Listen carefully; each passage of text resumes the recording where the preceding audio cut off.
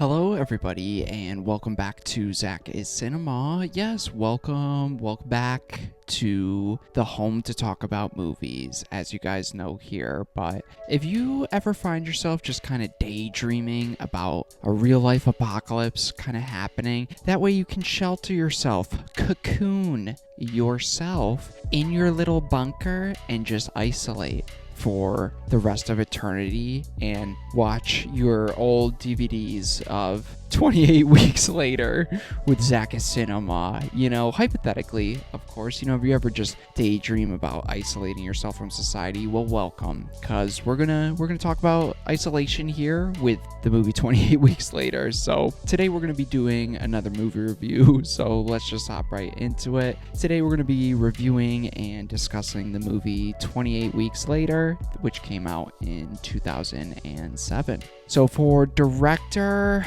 I might mess this up. I think we got Juan Carlos Fresnaldio. I think I did that one pretty good here, but yes. So for writers, we got Rowan Jaffe, and we also got Juan Carlos Fresnaldio, E.L. Levine, and Jesus Elmo. I don't know. Okay. I didn't realize how many writers wrote this movie here, but I'm sorry to anyone that I butchered your name. Deeply, please forgive me. Starring in this movie, we got Robert Carlyle, we got Rose Byrne, Jeremy Renner, and Idris Elba. So the story for this movie follows 6 months after the rage virus decimated Britain. The U.S. military attempts to repopulate and secure a safe zone in London. However, the virus resurfaces, sparking another deadly outbreak. As we hop into the review for 28 Weeks Later, we're obviously getting ready for the new one coming out. We got 28 Years Later, and if you saw my last review, that is one of my most anticipated movies easily of this year. I think every time I see the trailer, I just get higher and higher hopes for it. It's easily one of the best trailers I think I've ever seen in my entire life. And for this movie that we're going to be talking about today, I remember watching this one shortly after I discovered the first one. However, I always remembered not remembering this one as much as I did with the first one, how that first one really stuck with me. This one, before I rewatched it here, I really only truly remembered slight details of Jeremy Renner's character for some reason, and then also that beautiful opening that we're obviously about to delve into here. So yeah, I was really excited revisiting both of these movies here. So let's jump into the review section, starting with the positives, or just the things that I really enjoyed most about this movie. So first, very similar to my discussion and review with the first one, we're going to be talking a lot about the openings for, I guess, both of these movies. Hopefully with the new one, it has a fantastic opening, but so far they're 2 out of 2 here. And with this one, I love how this opening makes me feel instantly. It starts off so sad and somber, kind of joining into the middle of this couple's conversation, but at the same time, the conversation's so sweet, and you could tell these characters have a genuine love for each other. But then at the same time, the scene makes you know that something horrible is about to happen. So I love those conflicting tones and how it makes me feel when I start this movie. And then I love how you get all the dialogue, this conversational dialogue between the two characters, where you find out all you need to know about the couple's situation right now, where they are at in the zombie rage virus apocalypse, and even where their children are at the same time, literally within like 45 seconds. So it's beautiful writing right off the bat here. And I love this opening here as we kind of delve deeper into it. There's just something that stood out to me here is so creepy with how there's a knock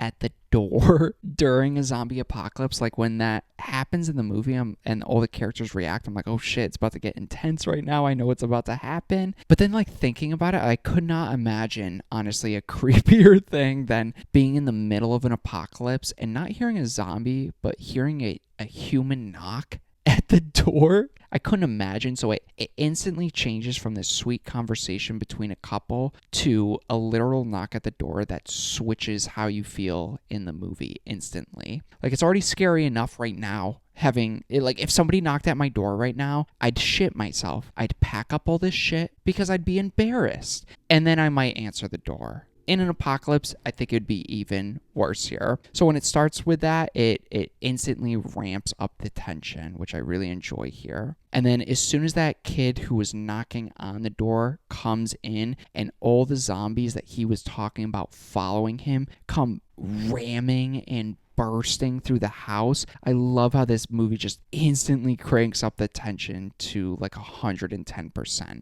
I love how they shoot this opening with the, again, shaky cam and get all those creepy, like, over-the-shoulder shots where you could tell they, like, harness, like, a camera on the back of a zombie just running full speed. Like, it, again, just puts you right in that moment, and I love those scenes as the characters and the zombies are, like, shooting down that dark, grainy hallway in the house, and you hear, like, the echo just throughout the hallway. Such a great opening here. And again, obviously this is all leading to our main character here as he's put in a situation where his wife is trying to save that kid who just came knocking, and then he's on the other side of the room with all the zombies busting in the room, and then he has to choose between himself or his wife, literally within a split-second decision. And again, like we touched on with the first movie, it's one of those beautiful movie moments that throws you right into a character's shoes and makes you think about, what would I do in a situation like that? And I like how he gives like that second of, he's trying to process what is about to happen here, and then he makes his decision and sticks with it and just starts running out of that house. And it's just like, oh my God, like it's just so crazy to me how he just runs right out of there. And again, it's one of those situations where you're like, damn, like you really just left a kid and your wife like that. But then at the same time, it's like, well, even if he did go for his wife, he'd be fucked and they'd all just die anyways. But then at the same time, man, you kind of got to sacrifice yourself in that situation. Like, you got to at least like show that you're trying. But then at the same time, it's like, well, what's the point if everyone's going to die anyways? Like, might as well survive this. But just one of those complicated situations where there really is no good decision, but the decision he makes really sets him off on his path and is going to affect everything else in this movie. So beautiful opening. I love the first one's opening so much, but I would say this opening is slightly better just because of it's like absolutely perfect and everything you could want from a zombie movie. Next here, I really love how in the first movie, 28 Days Later, it took a look at the instant reaction of survivors, regular people, small families, and really harnessed in on focusing on those characters. But in this one, it kind of switches up the formula a bit and puts us at the perspective of another family, but then also a government's response to this and just large groups of people trying to hold on to what they think a civilization should look like. Like in many zombie movies or TV shows, you get a lot of just small groups of characters, but I like how this one shows like the government just trying to grasp at straws, just trying to hold on to civilization here. And again here, like we were talking about with our opening, how this leads to ramifications for our character of Dawn for the rest of the movie. And when Dawn finally gets his kids coming back as they enter the UK there, and he has to tell his kids about what happened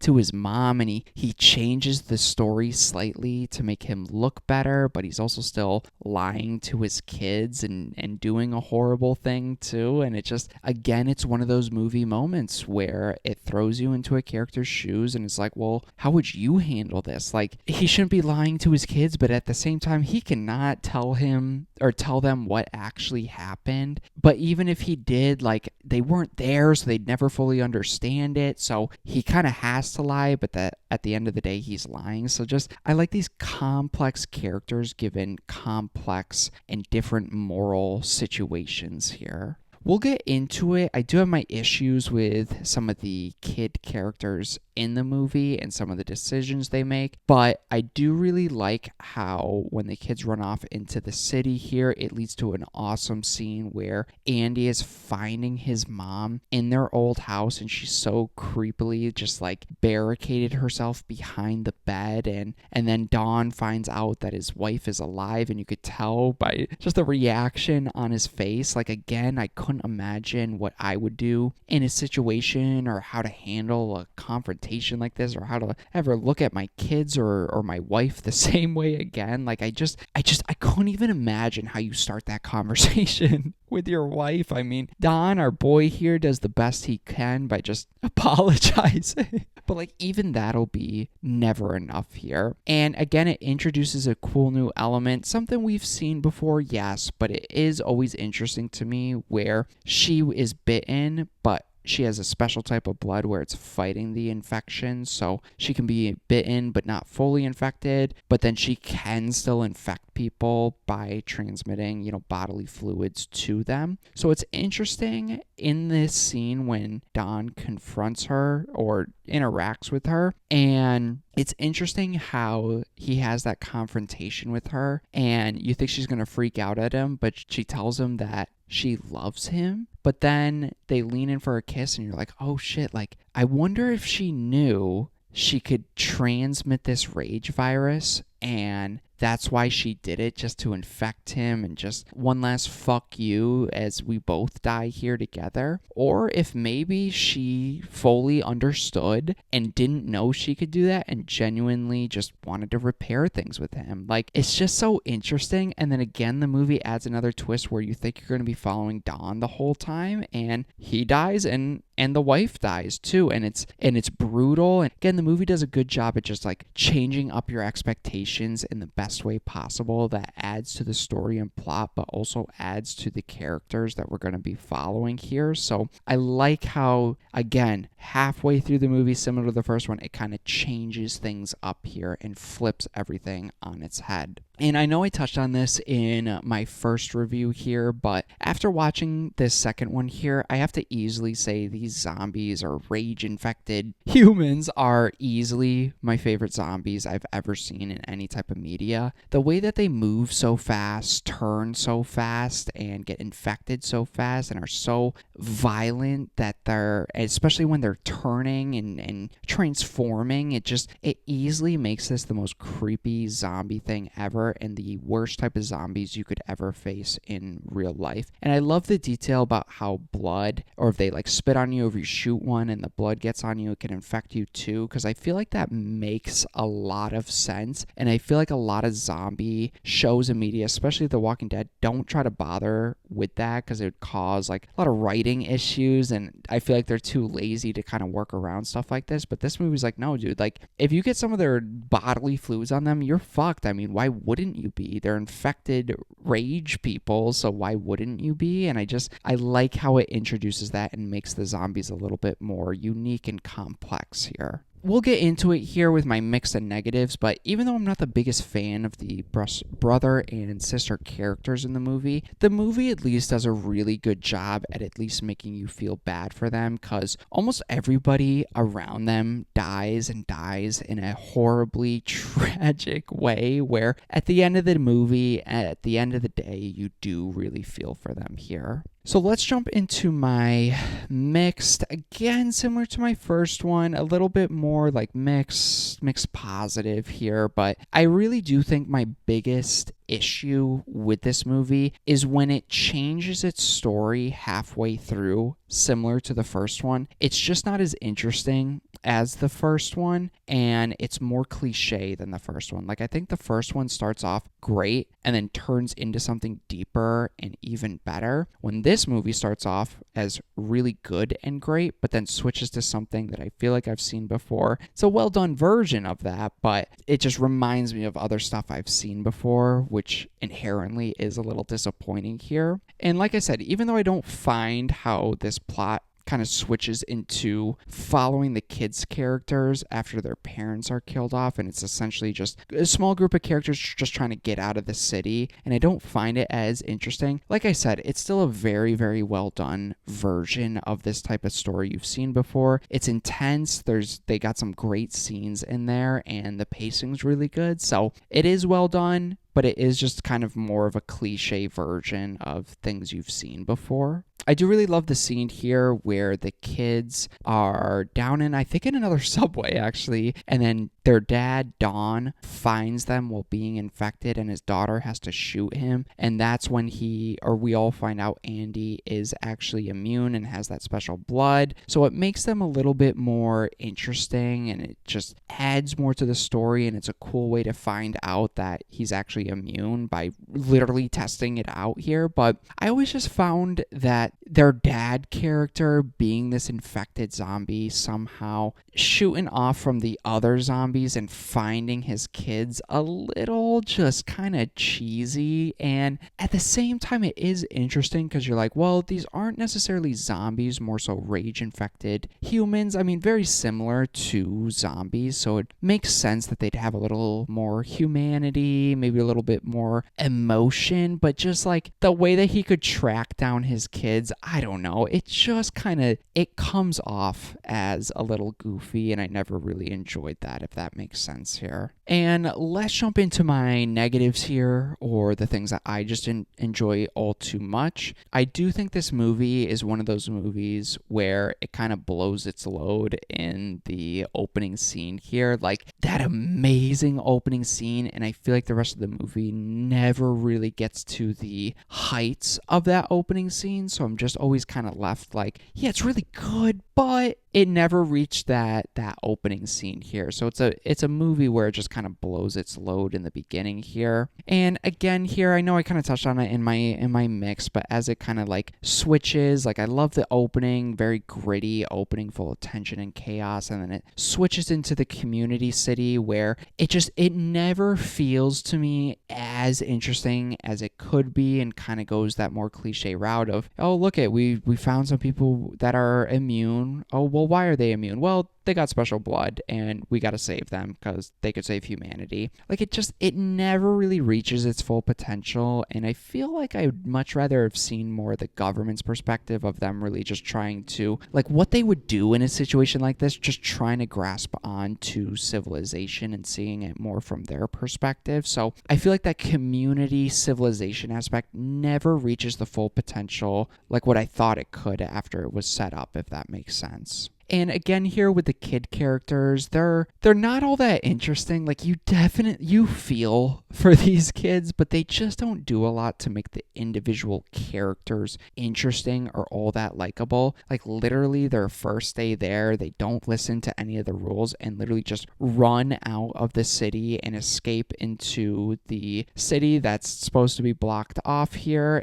after specifically being told not to. So just one of those dumb character things. Like, sure, it leads to a cool scene with their mom, but it's a dumb way to kind of get there, if that makes sense. And again, this might be a nitpick, but with my mix, when they're trying to escape the city and it really turns into the kids' movie here, I just always found it extremely convenient when they find their brother Andy so quickly. Like, I thought it would turn into this adventure of these siblings trying to reunite and find each other after losing their parents, which I think would be more interesting. But instead, they just like find them at the very first building they run into, and then that's not the plot. They're just all trying to run out of there. So I thought that was a little like janky. Like, it almost seemed like some scenes were just ripped out of the movie, if anything. And I also just kind of find it dumb and annoying how that Flynn guy driving the helicopter throughout the movie wouldn't just save Jeremy Renner's character and the kids with him. And he's saying he won't because they have other characters with them, but the dude is already disobeying orders by going after Jeremy Renner's character. So, and then the movie goes on another 20 minutes. So it's just like, I don't know, like, you're already disobeying orders, dude. Like, everything's about to go to shit. You're really not going to pick up some children here. Like, if they needed the movie to go on a little bit longer, they should have done something where the helicopter guy had to do something or couldn't land safely and couldn't really get to everybody, instead of what they decide to do, if that makes sense, because then he just changes his mind at the end when he sees the kids and he's like, oh, okay, yeah, I'll take them. Like, I'm like, oh, well then why'd you put up such a big fuss about it in the first place here? So, especially with your best bud here telling you to please pick him up. So, minor nitpick, but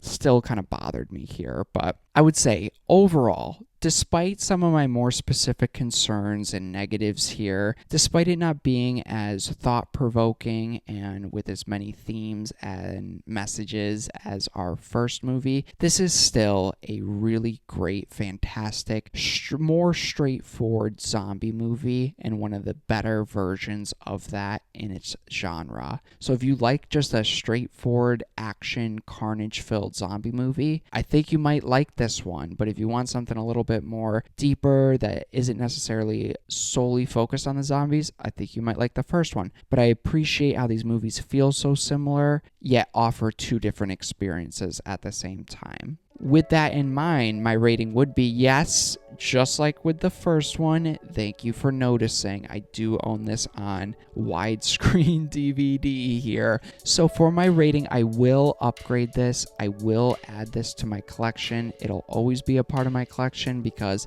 this is one, again, despite my negatives, I could easily rewatch, and at the end of the day is a really good zombie movie here. So you guys have my thoughts here on the later, or the 28 later movies here leading up to 28 years later that I'm definitely looking forward to. So let me know your thoughts and feelings down below on 28 weeks later. Do you like weeks or days more? Let me know all that down below. What's your anticipation for 28 years later coming out very soon here? Curious to hear all that information down below here, but you guys have my thoughts. Thank you so much. I do appreciate anybody watching my videos, so thanks again. And yeah, look forward to more ZakIsCinema coming very soon.